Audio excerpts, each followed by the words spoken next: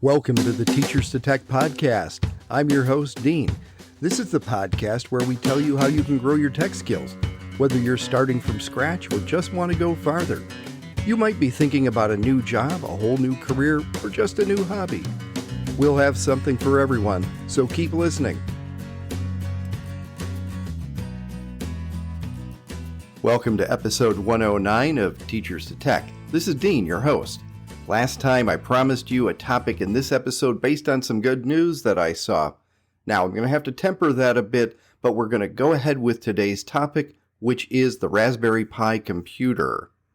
Before we go any farther, let's talk about what the Raspberry Pi is for a second. It's a device known as a single board computer. It's very compact, but you can build this out to work as a full-scale computer with typical peripherals you want to add, a regular screen, a regular keyboard, regular mouse, etc. You can start this from a kit. And because of its simplicity, you will be able to learn a lot of computer science without the worry that you're going to break something or get caught up in complicated instructions that you can't follow. If that's not enough for you, the Raspberry Pi is also relatively inexpensive. Even some of the fancier kits run under $200, and there are plenty of guides for how to use these kits available from the sellers and from the creators, the Raspberry Pi Foundation. Let's get that news out of the way and get back to our topic. The news was that the Raspberry Pi was back in stock in such quantities that there were no limits on the purchase anymore. That would have been great, except it turned out that was only at the Raspberry Pi store in Cambridge in the UK, and they don't take internet orders. So I followed up by looking at resellers in the US. First, the ones I knew of, they were still out of stock. But when I went to the Raspberry Pi website and looked at the people they recommended as resellers, it turns out several of those do have items in stock, including some full kits. And we're going to kind of focus on the kit because the kit will treat you as if you're starting from no knowledge at all, and that's the perspective we want to take in the show today. As a matter of fact, I went looking at one guide, and I found that it only had 14 pages. On top of that, when you look through the pages, there are a lot of graphics, so the instructions are fairly simple and fairly clear, but the 14 pages aren't all necessary for some of the projects. A few of the pages show you how to use the Raspberry Pi as a device controlling external equipment, and that is not what we're going to talk about today. So we don't even need to focus on the content of those pages unless you get a Pi and say, hey, I'm going to do something that's more in this other realm of the hobby. To organize this episode, I have taken the approach that we're going to treat it like an unboxing. We're going to talk about what components you'll have if you purchase a kit, what is involved in assembling everything, what is involved in getting this to become a running computer. I will refer to the fact that you can create other items with this Raspberry Pi than just a standard home computer, but I'm going to be a little bit less thorough about those because you can explore those easily on your own once you have confidence with the kit.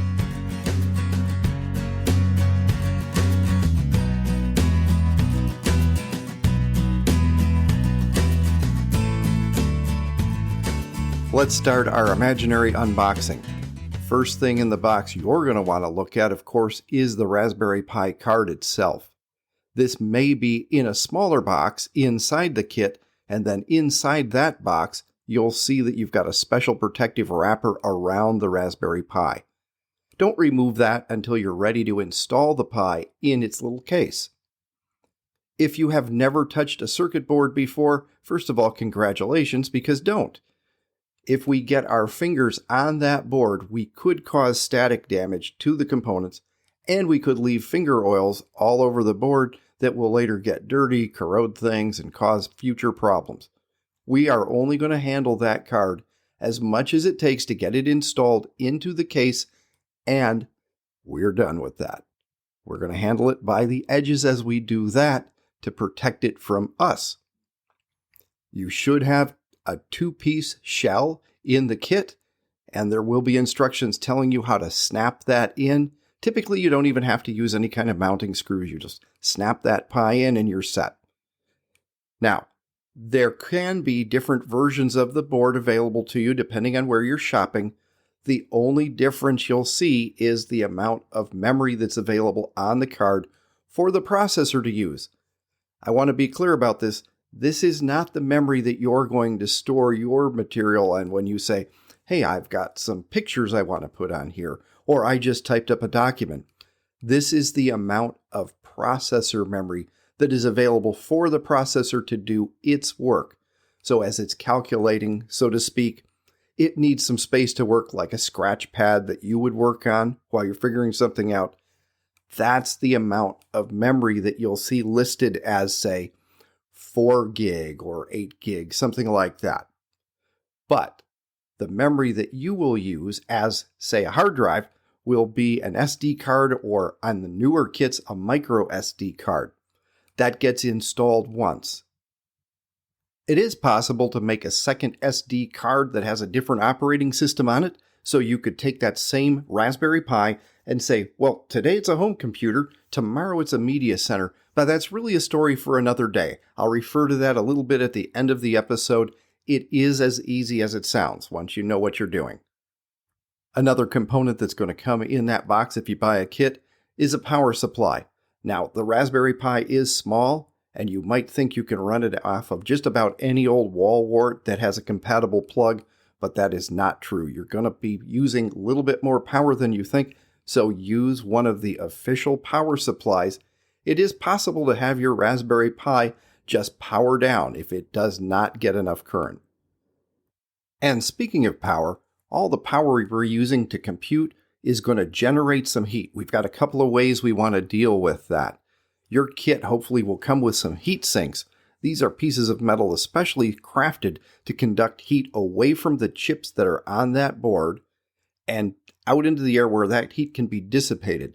You'll get full instructions on how to install those. It's basically like a 3D sticker that you're going to mount on a couple of chips on that board so that we can keep it cool. We also may have a case that comes with a little fan.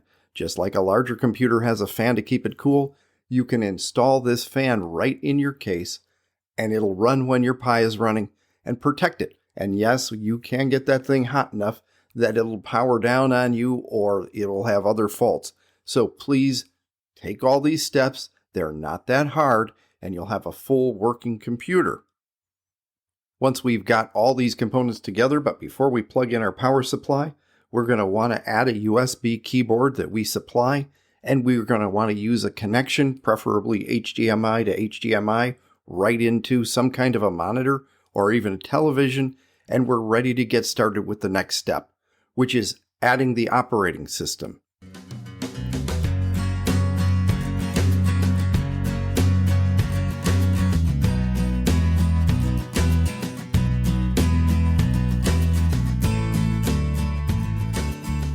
I think most listeners are going to be familiar with the general idea of an operating system already, just because we're so used to debating the merits of, say, a Windows system versus Macintosh, or an Android phone versus an iPhone. That's the general gist of what we're going to talk about here, but just for our purposes, we'll define an operating system loosely as the software that tells a computer how to do the rest of its job. There is an operating system that has been designed specifically for the Raspberry Pi. It's made to run the Raspberry Pi as a home computer. Typically, when you buy a kit with a Raspberry Pi, you're going to receive the SD card or micro SD card compatible with your board that will have the correct operating system already installed. This might be called Raspbian, or it might just be called the Raspberry Pi OS operating system. This is what we want to install the first time. If you happen to buy a Raspberry Pi but you didn't get it in a kit, a micro SD card or SD card, whichever is appropriate for your board, will be fine if you get it somewhere else, but we'll need to clear it off and we'll need to install what's called an image, meaning everything about the memory that should be on that board for that operating system to run. Turns out even that is very simple to do. It does require that you are able to hook up your SD card or your micro SD card to your home computer. You'll have to do a little bit of an install on your home computer. There's not much to it, but what you will do is set your home computer up to take that SD card or micro SD card, clear it out, and then replace anything that's on it in such a way that it is all ready to use with the software for the Raspberry Pi itself. When you insert that into the Raspberry Pi and power up, you'll be able to get into that card and then install the operating system itself into that card, and you're ready to go. If that sounds like a lot, it's not. It's actually probably just as quick to read the instructions on the sites I'm going to give you as it was for me to say it. Here's where the caveat comes in. I'm going to send you to one reseller that does a fine job. I purchased my kit from them, but their instructions online still refer to the older operating system, and you don't really want that. So I'm also going to include the instructions from the Raspberry Pi Foundation. Now, if you buy a kit, use whatever came with it. But if you buy a board that's separate and you say, hey, I've got to get my own SD card or micro SD card if you're buying a Raspberry Pi 4, that's great, but you're going to want to use the official instructions from the Raspberry Pi Foundation rather than the ones from the other company. One of the great things about that Raspberry Pi operating system is it is a Linux-based operating system. Now, Linux comes with all kinds of applications ready for you to load up inside of Linux. You're not paying anything for them. And one of the ones that I like the most is called LibreOffice, which is an entire free Office suite, word processor, spreadsheet, and more. So you can actually build this Raspberry Pi and then set it up to function as your home computer. Now, at this point in your experience with the Raspberry Pi, you've already learned a little bit more about computer hardware, computer software, how to use an image, but we might want to do something a little bit more fun. We might want to do something different just to do some more learning. So there are some alternatives in the operating system department. We can put other operating systems on a Raspberry Pi simply by formatting another SD card and adding that to the Raspberry Pi. And the instructions are just as simple. We format that card, we get the other operating system into our Imager software, and on our laptop or our home PC, we say, hey, make an image on this SD card or micro SD card that now carries this other operating system. That might sound boring to you until you find out that these other operating systems turn this into a completely different device. If you are into gaming, you can completely rework your Raspberry Pi very simply, like I just described, to be a retro gaming system. So now you've got a box that will play old-style games just because you swap it out the SD card. Or maybe you're more of a media entertainment person. There is an operating system especially built for that, where you can say, I've got these files on, say, a thumb drive or a hard drive that I can plug into the Raspberry Pi. I want to watch my movies. I want to listen to my music. And this operating system will manage all of that.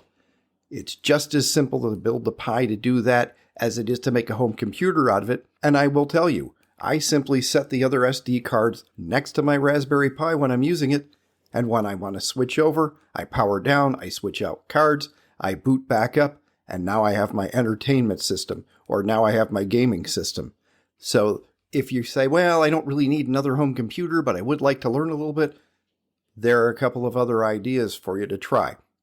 Bit of a caveat there. When you get into either of those two operating systems, you might find there are things you can add into them. Some of the games for the retro system, some of the add-ins that will go and find media for you to play that actually violate copyrights. So you might imagine that that is not really the thing to do. It's discouraged by a lot of the community, but it does happen. So watch out for that.